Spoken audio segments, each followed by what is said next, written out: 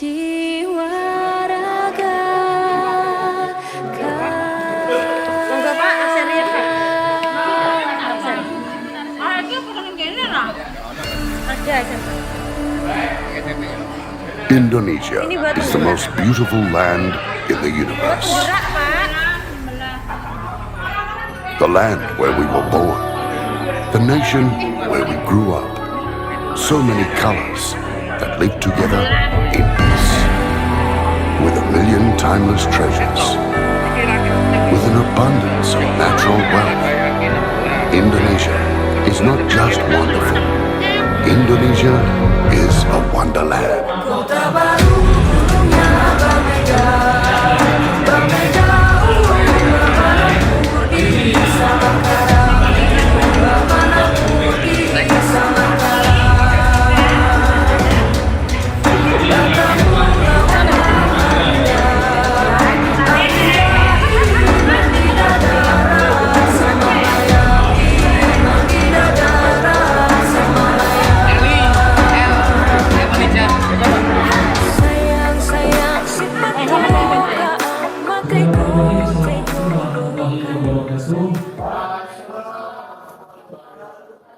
Baik, Bapak Ibu, hari ini di kesempatan yang berbahagia ini saya Ibu Masidi, Kepala Sekolah SMA Muhammadiyah Buluan, kita akan menyajikan salah satu program guru penggerak, yaitu aksi nyata diseminasi budaya positif di SMA Muhammadiyah Buluan. Dan pada kesempatan kali ini akan disampaikan oleh salah satu guru penggerak kita, Bulan dari SPD. Kepada yang berkepentingan saya persilakan. Terima kasih dulu. Terima kasih. Sebelumnya, Assalamualaikum warahmatullahi wabarakatuh.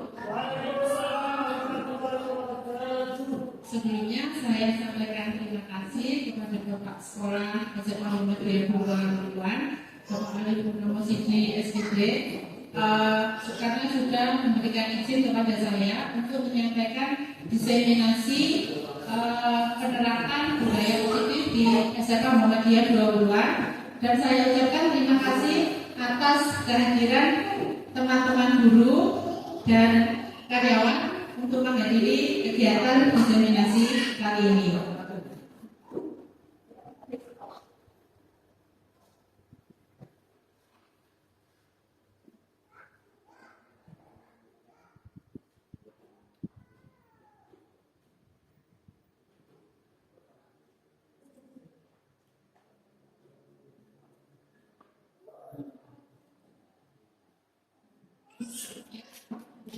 Sambil menunggu bahan presentasinya,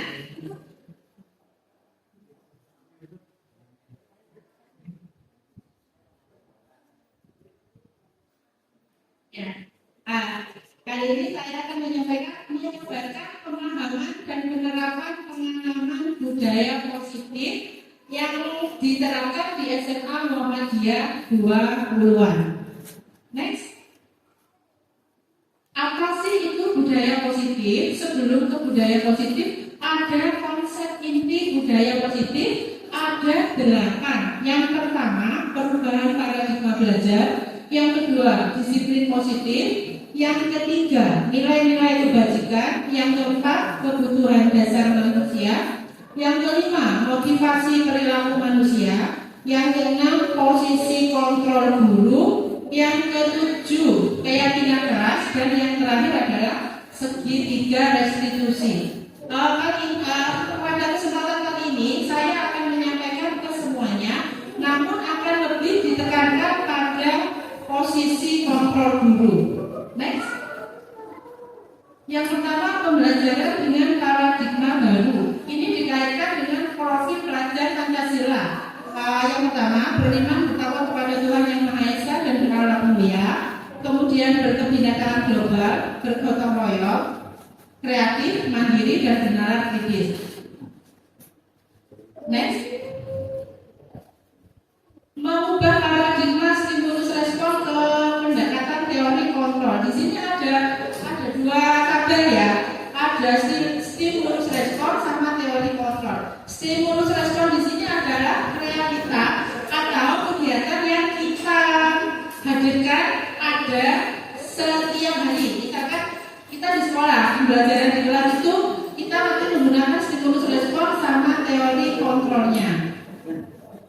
Stimulus respon di sini ada 8 beserta teori kontrolnya. Realitas kebutuhan kita sama, tetapi teori kontrolnya berbeda. Kemudian semua orang melihat yang sama, akan tetapi perbedaan setiap orang memiliki gambaran yang berbeda. Kita mencoba mengubah agar orang berpandangan sama dengan kita. Faktanya atau teori kontrolnya, kita berusaha memahami pandangan orang lain tentang dunia. Perilaku buruk dilihat sebagai suatu kesalahan. Padahal menurut teori kontrol, semua perilaku memiliki tujuan. Stimulus respon, orang lain bisa mengontrol saya. Menurut teori kontrol, hanya saya yang bisa mengontrol diri saya sendiri. Jadi tidak tergantung kepada orang lain. Saya bisa mengontrol orang lain. Faktanya, teori kontrolnya, saya tidak bisa mengontrol orang lain. Paksaan ada saat bujukan gagal. Model berpikir menang atau kalah. Next. Nah, di sini adalah disiplin positif. Disiplin positif itu berasal dari kata disiplina yang artinya belajar.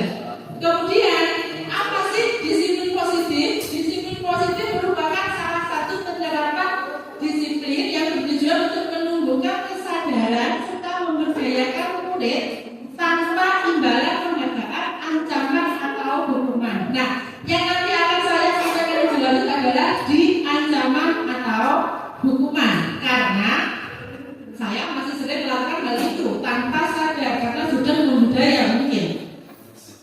Sebagai pendidik, tujuan kita adalah menciptakan murid yang memiliki disiplin diri sehingga mereka berperilaku mengacu pada nilai-nilai kebajikan universal. Apa sih nilai-nilai kebajikan universal itu? Jujur, bertanggung jawab. Di situ tidak saya sebutkan. Menghargai dan menghormati orang lain. Next. Nah, ini nilai-nilai kebajikan. Nah, ini saya buat berdasarkan yang saya identifikasi atau alami. Profil pelajar Pancasila. Kemudian ini privilege program ini saya ambil dari ada itu yang berkaitan sama keterampilan hidup yang ada di sini di sekolah kita. Dapat dipercaya. Lurus hati itu maksudnya berpegang teguh. Misalkan, ayo bolos ya hari ini nggak usah sekolah. Oh enggak, hari ini aku mau masuk sekolah karena hari ini waktunya sosiologi. Ayo nggak usah sekolah Jumat di sekolah, yuk sekolah Jumat aja di luar. Padahal nggak sekolah. Oh enggak, aku mau sekolah Jumat di sekolah saja. Itu lurus hati. Pendengar yang aktif di sini, pendengar yang aktif itu bukan yang banyak bicara, memberikan respon tapi bersifat positif. Kemudian tidak merendahkan orang lain dan memberikan yang terbaik untuk diri kita sendiri. Selanjutnya, kebutuhan dasar manusia. Apa sih kebutuhan dasar manusia? Setiap manusia memiliki kebutuhan dasar. Dan ada 5 kebutuhan dasar manusia yang harus terpenuhi. Jika 5 kebutuhan dasar manusia terpenuhi, maka tidak ada namanya murid atau manusia yang tidak berguna. Selanjutnya, ini dia 5 kebutuhan dasar manusia: bertahan hidup, kemudian kasih sayang dan rasa diterima. Kalau kita sudah bisa bertahan hidup, kemudian kita sudah merasa disayangi, otomatis kita akan diterima keberadaannya. Penguasaan di sini adalah menguasai diri sendiri. Kebebasan di sini adalah maunya itu saya diri, saya diri. Sekarang ada pelajaran enggak usah sudah Bu, kosong aja seperti itu. Kesenangan di sini itu seperti anak-anak yang lagi ngetren di sekolah kita. Anak-anak waktu jam istirahat main kartu, main Uno, mereka senang, mereka bahagia. Berarti kebutuhan dasar siswa kita atau murid kita itu terpenuhi karena mereka bisa bermain Uno, bermain kartu. Kemudian selanjutnya, motivasi perilaku manusia. Nah, ini untuk menghindari ketidaknyamanan, untuk mendapatkan imbalan, atau untuk menjadi orang yang mereka inginkan dan menghargai diri sendiri dengan nilai-nilai yang dipercaya menurut dirinya sendiri baik. Selanjutnya, nah ini Hukuman, konsekuensi, dan restitusi. Restitusi itu lebih ke penyelesaian masalah. Konsekuensi itu terencana, hukuman itu secara tidak langsung kita memberikan hukuman ke murid kita. Selanjutnya, nah ini 5 posisi kontrol. Menurut saya yang paling menarik adalah 5 posisi kontrol guru. 1 sebagai pendukung, 2 pemantau, 3 sebagai teman, 4 sebagai manajer. 2 membuat orang merasa bersalah. Nah, saya mau minta bantuan Bapak Ibu semuanya nih. Kita semua di sini mendidik kan nih. Ada pernah masuk di kelas dengan cerita yang berbeda-beda pengalaman mengajarnya. Saya minta jenengan semua tuliskan faktanya, bukan hoax berita bohong ya. Jenengan tuliskan, jenengan itu kalau di kelas di posisi yang apa? Monggo dituliskan nanti ditempel bareng-bareng ya.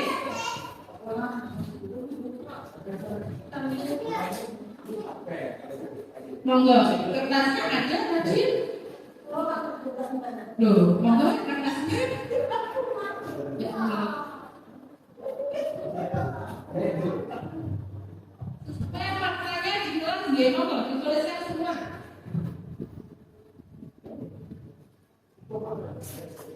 Sekali lagi ada penjelasan lebih tentang pengertian pendukung, membuat orang merasa bersalah, teman, pemantau atau manajer. Kalau sudah, monggo jenengan maju, ditempel di sini. Biar ada gerak-gerak sedikit gitu ya. Jadi maju, tergerak, bergerak, menggerakkan. Itu adalah kata atau simbol guru penggerak. Semangat gak? Dimulai dengan putih, maju terlebih dahulu, monggo yang lain.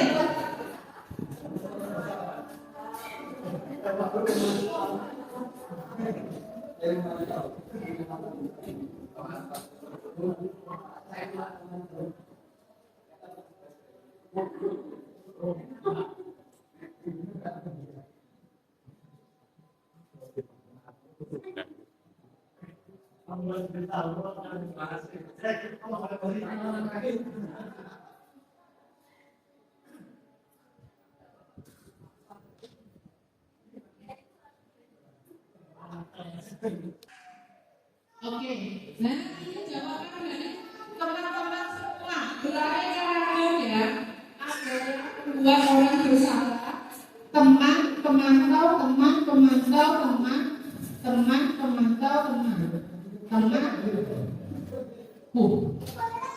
Ini dilakukan semua sama Bapak Fajar, penghukum, pemantau, teman, manajer. Pemantau. Nah, di sini monggo Mas di penghukum itu apa sebagai penghukum itu? Ini saya ambil salah satu contoh. Waktu hari Senin kita upacara bendera, ada salah satu siswa kita yang tidak memakai atribut, tidak memakai topi dan tidak memakai dasi. Otomatis ini siswa laki-laki ya. Kemudian kalau sebagai penghukum, contohnya saya. Loh, kok tidak lengkap? Oh, ayo, Bapak, enggak ini contoh. Apa hukum itu? Apa dari nada bahasa itu sudah kelihatan. Hormat bendera selama 1 jam pelajaran. Kalau membuat orang merasa bersalah itu kalimatnya itu kalau bahasa kita itu gini kalimatnya itu gak enak nyelekit, tapi ngomongnya udah mesem misalkan gini. Berapa kali bapak atau ibu memberitahu kamu ya? Ya Allah, mengecewakan sekali kamu nak, misalkan seperti itu. Kan gak enak ya? Itu adalah sebagai membuat orang merasa bersalah. Kalau sebagai teman, nah, kalau sebagai teman itu kita memakai kalimat yang luas. Ayo dong ikuti aturan sekolah. Tolong bantu ibu ya sekali ini saja. Ya sudah, nggak apa-apa kalau berbuat seperti ini. Kalau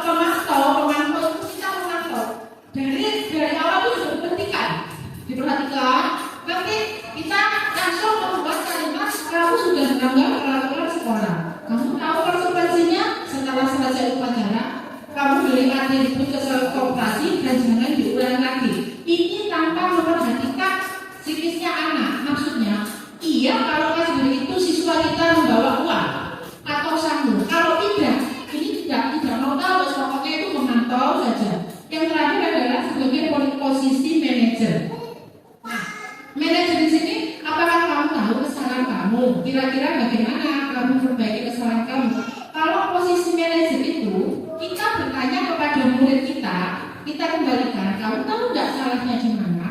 Kemudian yang memberi solusi itu bukan kita, bukan gurunya, tapi biarkan anak yang berpikir sendiri atas solusi dari permasalahan yang dia buat. Dari kelima posisi kontrol ini, sebenarnya yang paling bagus, yang paling the best of itu yang manager. Tapi walaupun saya di pendidikan guru penggerak, ada miss-nya, ada lupanya. Padahal saya itu masih melakukan sebagai penghukum. Seperti cerita kemarin, hari Rabu, hari Senin, saya ada pengulangan bahasa Inggris. Itu saya memberikan pengulangan lisan dan tulis. Nah, di situ ada 2 siswa tidak masuk di kelas 11B. Setelah itu hari berikutnya anak-anak itu datang masuk, kemudian ke saya, Bu, saya mau ikut susulan. Kalau saya sebagai posisi manajer, saya akan bertanya, kamu dari mana? Kenapa? Di situ saya tidak melontarkan kalimat seperti itu. Kalimat yang saya lontarkan adalah susulan apa? Tak ada susulan. Tak ada susulan. Kalau ya, itu kan dari nada bicara saya, itu anak-anak langsung bad mood, mogok. Dan saya juga tidak noreka ya, dan saya urusi. Ternyata mereka merasa tersinggung sama mungkin omongan saya sepedas cabai tambah silet ya. Jadi mereka waktu itu agak gimana seperti itu. Kalau dari semuanya di sini itu yang menjawab manajer, posisi yang tidak dilakukan Pak Fajar. Tapi di sini Pak Fajar semuanya itu dilakukan, berarti pernah jadi penghukum, pembuat orang bersalah, pemantau, teman, dan manajer. Jadi ini pembelajaran ya. Selanjutnya, nah ini ya sudah contoh-contoh pos kalimat yang digunakan dalam posisi kontrol. Saya kecewa sekali dengan kamu. Ini masuk ke yang mana? Nah, pintar sekali. Yang kedua, kamu tidak pernah benar melakukannya.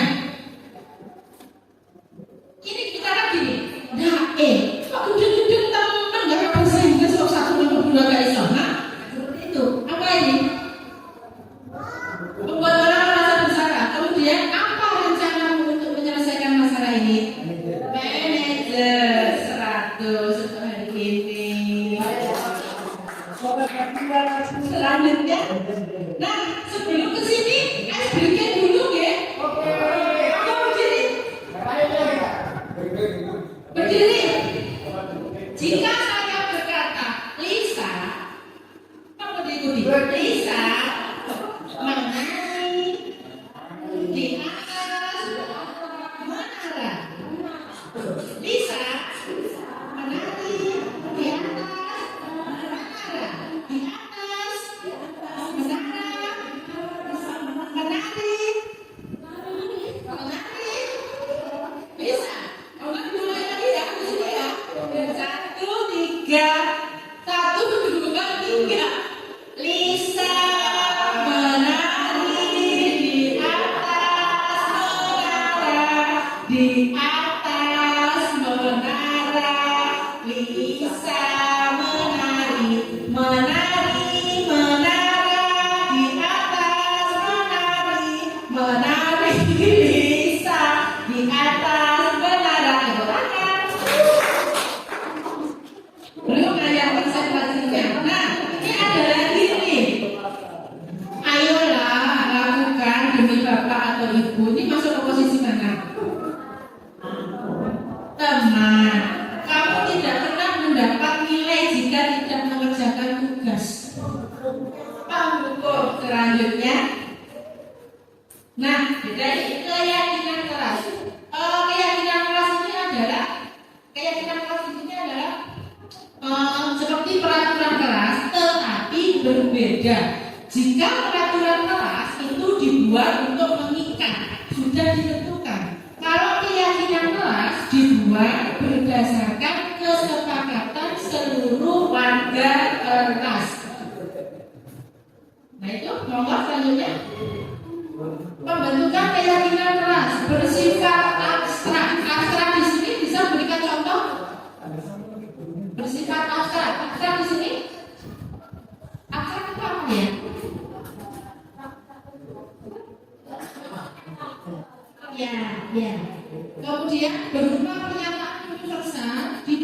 pernyataan positif. Bedanya kalau di peraturan kelas itu boleh menggunakan kata tidak. Kalau di keyakinan kelas tidak boleh menggunakan kata tidak. Misalkan tidak boleh menggunakan HP, tidak boleh.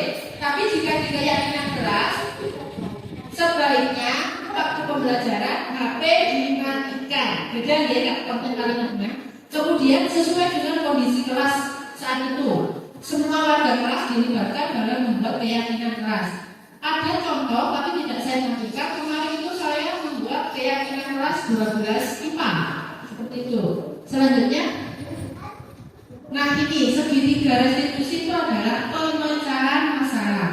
Ada masalah, itu yang pertama dilakukan. Misalkan seperti kemarin, Vanessa dan Evita yang merasa ada masalah dengan pembelajaran bahasa Inggris. Yang pertama dilakukan bahasa Inggris dan bahasa Arab. Yang pertama kali dilakukan adalah menstabilkan identitas. Kita tanya dulu, ada apa, kenapa itu. Kemudian divalidasi tindakan yang salah.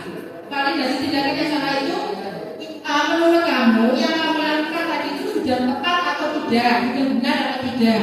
Yang terakhir menanyakan keyakinan. Itu maksudnya nilai kebajikan universal yang dipercaya. Kira-kira yang kamu lakukan tadi itu efeknya seperti apa? Solusinya seperti apa? Jadi seperti itu. Selanjutnya, nah ini adalah cara-cara atau kalimat yang kita gunakan dalam menstabilkan identitas. Yang pertama, berbuat salah itu wajar.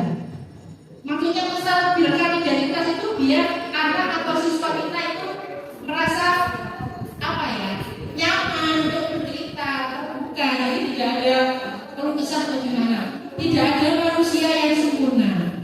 Bapak atau ibu juga pernah melakukan itu. Bapak atau ibu guru tidak mau mencari siapa yang salah, tapi ingin mencari solusi dari permasalahan ini. Kemudian validasi tindakan yang salah.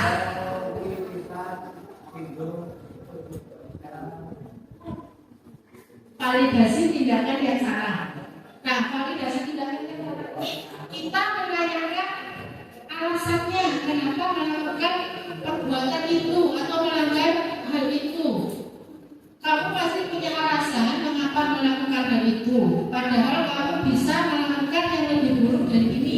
Ini kalimat seperti apa ya? Itu anak itu berpikir, kamu melakukan lebih buruk dari ini bisa itu seperti biar kok saya diginikan seperti itu.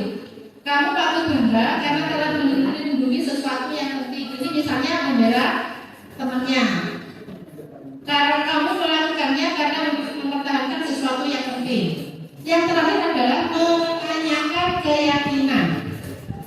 Ini dikembalikan lagi kalau melanggar atau berbuat onar atau melakukan kesalahan di kelas, misalkan terlambat mengikuti pelajaran, terlambat masuk kelas, itu apa keyakinan kelas kita. Jadi kita kembalikan lagi dengan kesepakatan yang sudah dibuat bersama tadi. Nilai apa yang telah disepakati, seperti apa gambaran kelas ideal menurut kamu. Kamu mau jadi orang seperti apa? Itu adalah beberapa kalimat yang bisa digunakan dalam menanyakan keyakinan. Selanjutnya, nah di sini adalah contoh penerapan segitiga restitusi. Ini adalah video yang saya buat. Cuma tidak saya tunjukkan, ada di file lain.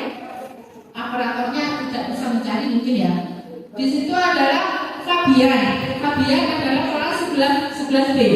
Fabian jam saya tidur, mulai jam saya awal masuk sampai habis. Tapi itu saya tanya, kenapa ngantuk? Cuci muka dulu ke belakang. Enggak bu, loh enggak apa-apa, cuci enggak bu, tapi dia tidur, tidak mematikan. Setelah itu umakai, apa itu umak bahasa Indonesia-nya ya? Eker. Di barunya itu tidur, eker, geloso, yang kata itu pokoknya kan duduknya di depan ya. Jadi seperti itu. Terus pada jam saya mau habis itu saya panggil, ada apa? Katanya ngantuk karena semalam habis nonton, habis main game Korea. Moped apa nggak paham? Itu terus setelah itu saya beritahu dan beliau dan Fabian paham karena sudah melanggar kesepakatan kelas. Selanjutnya ini ada tapi tidak dua.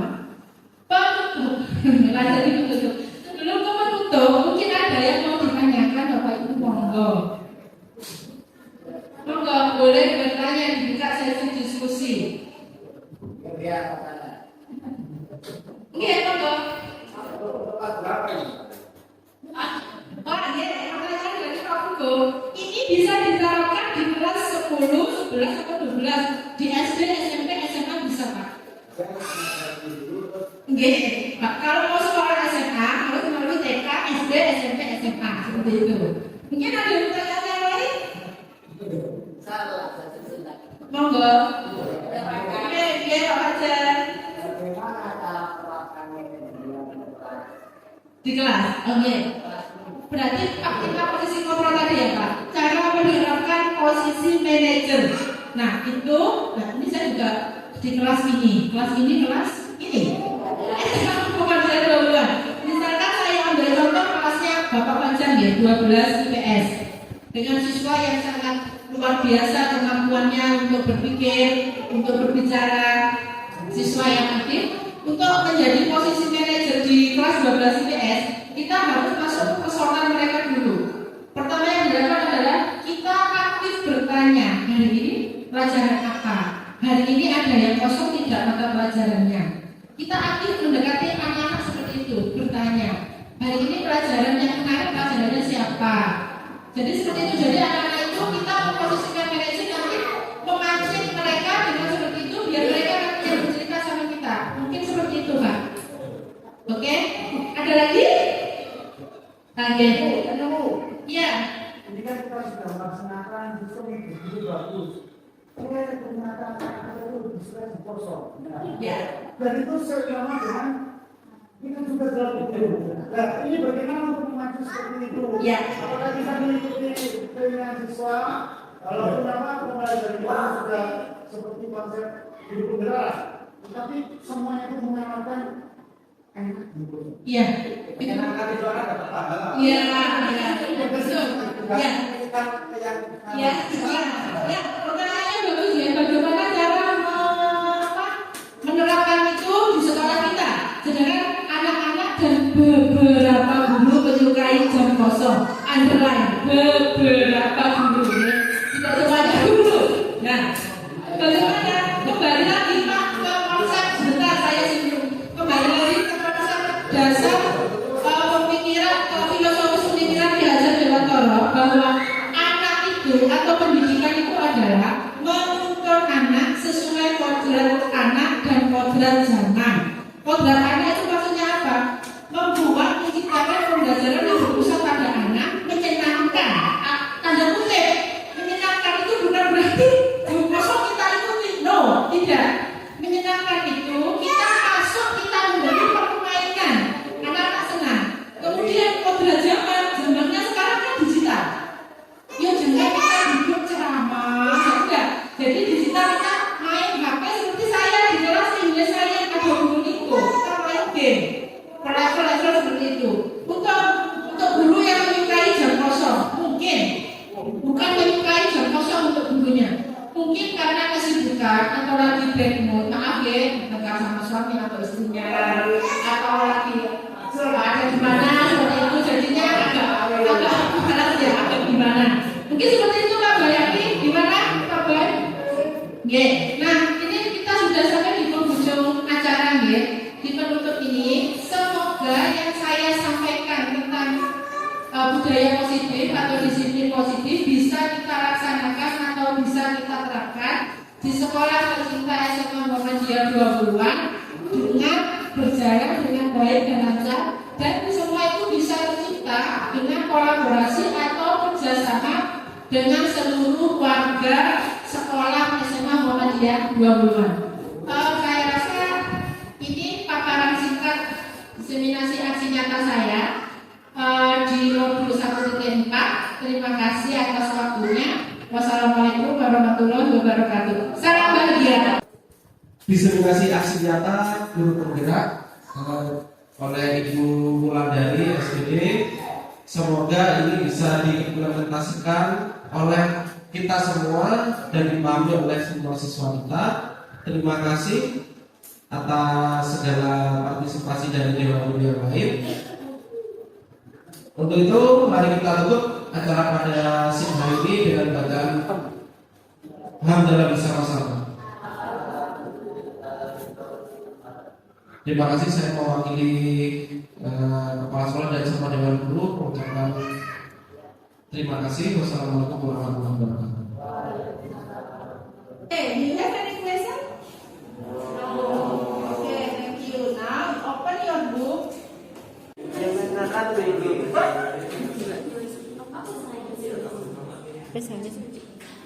Siapa di titik ini? Ini untuk kenapa? Bapak tadi malam tidurnya malam. Tidurnya kemalaman. Ngapain kok sampai tidur di rumah? Nonton Selimeran di Apa tuh seliper anime? Seliper anime itu kayak apa? kayak maraton gitu, kayak nonton dari satu sampai episode. Oh kayak drakor gitu ya. Oh. Nah, tadi yang kamu lakukan merugikan diri sendiri apa enggak? Diri sendiri. Terus kira-kira besok kamu kayak iya, sebenarnya semua orang pernah melakukan sama, tapi kan harus ditawarir ya, dicarikan solusinya. Kira-kira solusi itu kan seperti apa?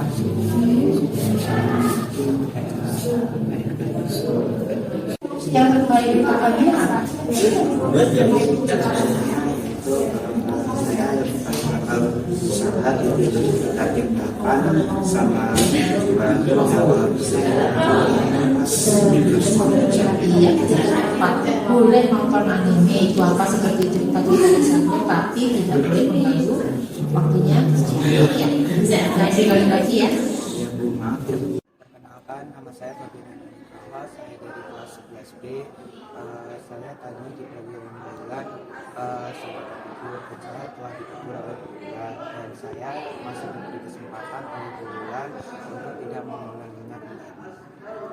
Terima kasih bulan, thank you so much.